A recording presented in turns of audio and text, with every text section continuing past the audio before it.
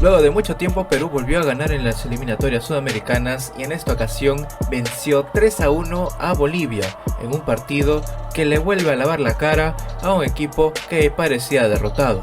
En el video de hoy vamos a ver los mejores momentos de este partido que ha dejado el debut de Óscar Ibáñez como entrenador de la selección peruana de fútbol. En el día de hoy revisaremos cómo fue este primer partido del argentino en la selección peruana y vamos a ver si alcanza por lo menos para poder ilusionarnos de cara a las últimas fechas de esta eliminatoria.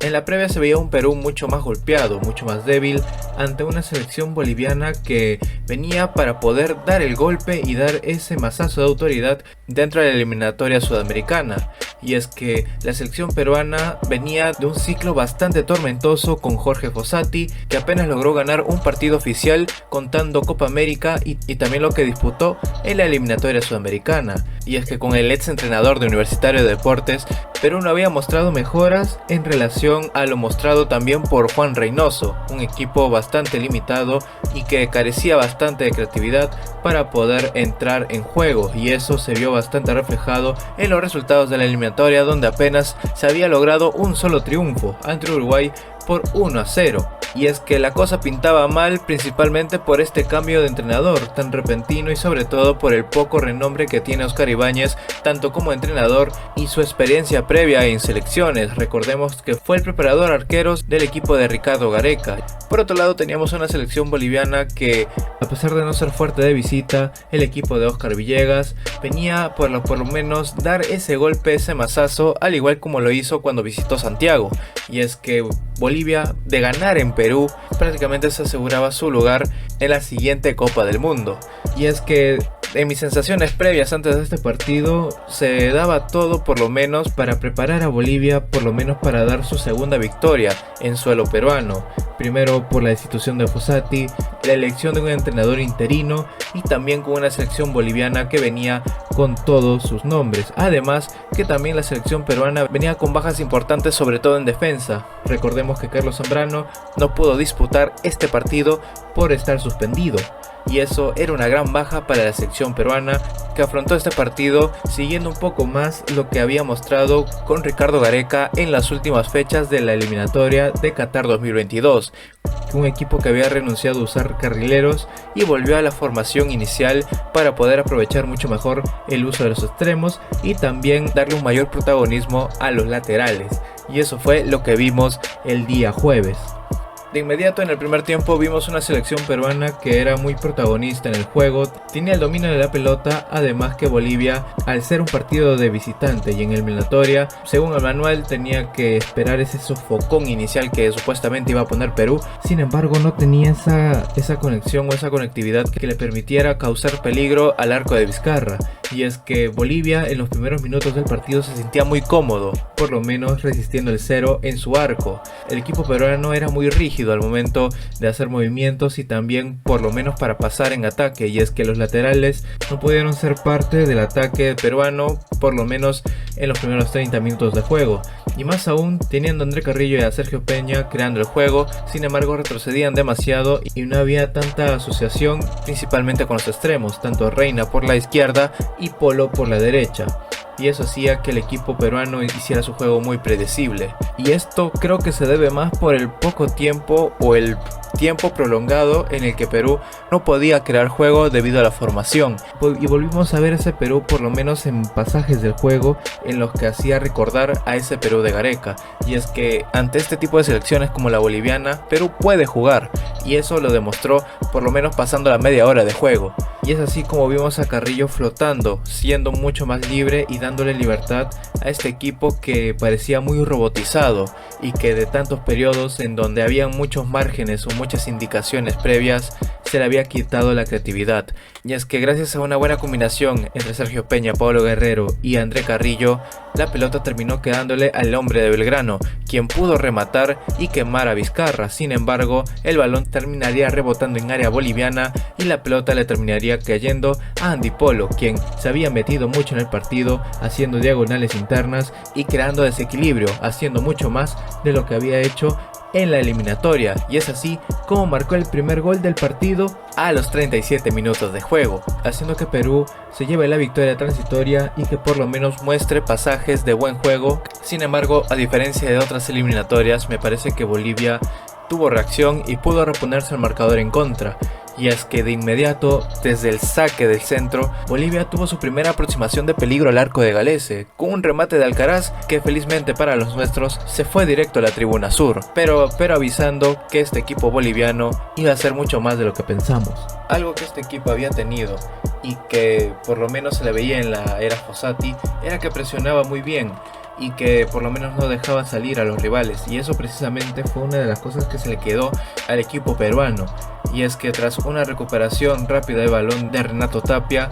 rápidamente Polo, nuevamente protagonista del juego, desbordó y le terminó sirviendo un balón a Paolo Guerrero, quien con 41 años y 71 días puso el segundo gol de Perú en el partido y también se convirtió en el jugador más longevo en marcar en las eliminatorias mundialistas. Y no solo eso, sino que marcó su primer gol ante Bolivia en la misma competencia, en estas mismas eliminatorias camino al mundial. Y es que Perú en los últimos minutos del primer tiempo se aseguró una ventaja que capaz en el inicio no merecía, ni siquiera había podido crear acciones de juego, y ya lo estaba ganando 2-0 a una selección boliviana que venía a dar el golpe, pero al final estaba mostrando pocas luces en el nacional. Y es que la alegría era desbordante, no solo porque Perú había logrado marcar, sino porque era la primera vez que Perú en esta eliminatoria había logrado marcar 2 tantos, algo que por lo menos volvía a poner al hincha en el estado de que este equipo podía volver a competir. Y es así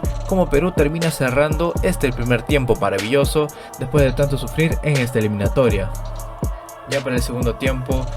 Oscar Villegas haría cambios y es que la selección boliviana tuvo otro roce, o por lo menos se sentía que era un rival distinto, más que nada por los cambios en los extremos. Y es que el ingreso de Lucas Chávez y también de Robson Mateus sirvieron bastante para inclinar la cancha, y es que tanto Advíncula como Miguel Trauco sufrieron bastante con estos dos, sobre todo el jugador de Boca Juniors con Chávez. Y es que Bolivia comenzó a ser protagonista del juego en el comienzo del segundo tiempo, y esa fue una de las cuestiones que capaz se le puede criticar a Ibáñez, y es que los cambios de Perú no impactaron fuertemente en el resultado como lo hicieron los cambios de Bolivia.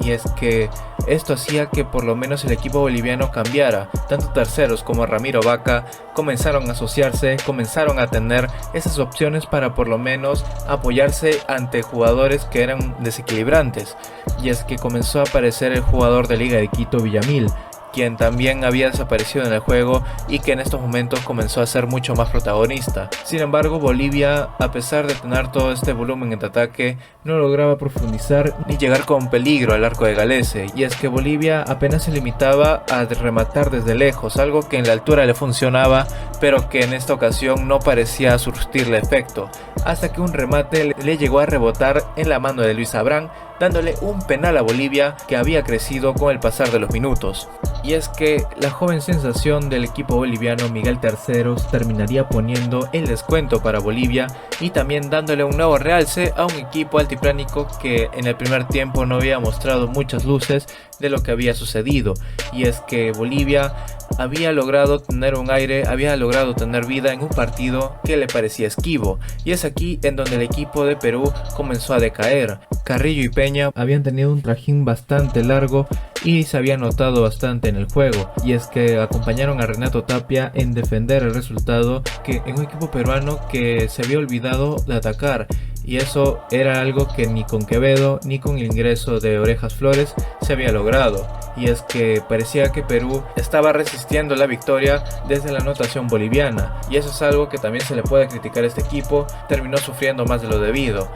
Y es así como se dio el ingreso de Pedro Aquino, que le dio un poco más de equilibrio al juego, siendo una opción más para poder ponerle cerrojo por fin a este partido. Con el pasar de los minutos, el equipo boliviano se fue apagando, su realce solo duró unos pocos minutos, y es así como Perú comenzó a tener un poco más de respiro, más que nada con la experiencia de Pedro Galese, quien comenzó a hacer tiempo. Y es aquí donde Perú puso el peso de tener jugadores de este calibre, de tener jugadores con pasado en eliminatoria y que también han disputado torneos importantes, teniendo esa serie de jugadores que disputaron en la Copa América y también la Copa del Mundo. Y es así como Perú llegó vivo a los últimos minutos del partido, y tras un lateral largo donde Bolivia no supo cómo sacar la pelota, apareció Edinson Flores, justamente uno de estos jugadores llamados a ser uno de los predilectos de Gareca y que también tienen un gran trajín en eliminatorias y también en selección peruana. Y es que el Oreja Flores,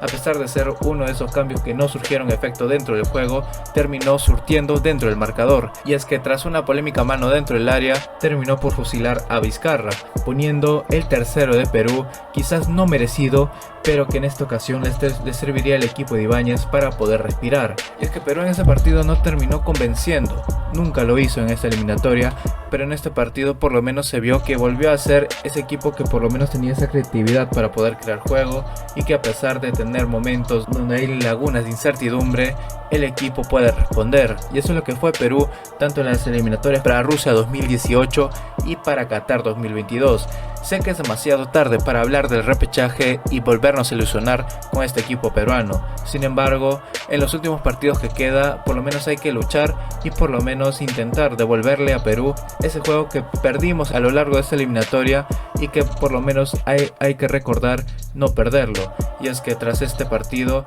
Perú, con ese tercer gol de Flores, terminó igualando los 3 tantos que había convertido a lo largo de esta eliminatoria, siendo una cifra bastante alarmante y que por lo menos ahora da la seguridad de que el equipo va a crear juego y que por lo menos va a ser un equipo competitivo, algo que no sucedía ni con Reynoso ni con Fossati, y eso por lo menos da algo de garantía para por lo menos pensar que Perú puede incomodar a estos rivales. Ahora se viene Venezuela, siendo un rival mucho más duro y que ahora va a tener que visitar. Vamos a ver qué postura toma el equipo peruano en este partido de visita y vamos a ver si por lo menos da para ilusionarnos. Sé que es bastante tarde, pero el equipo peruano tiene con qué y por lo menos competir con este juego que ha mostrado Perú, por lo menos da una cuota de lo que puede hacer en Venezuela. Y es que esta selección vinotinto además no gana desde la 4ª fecha, donde goleó 3-0 a Chile, y desde allí ha pasado mucho tiempo, desde que la selección venezolana no puede lograr los 3 puntos.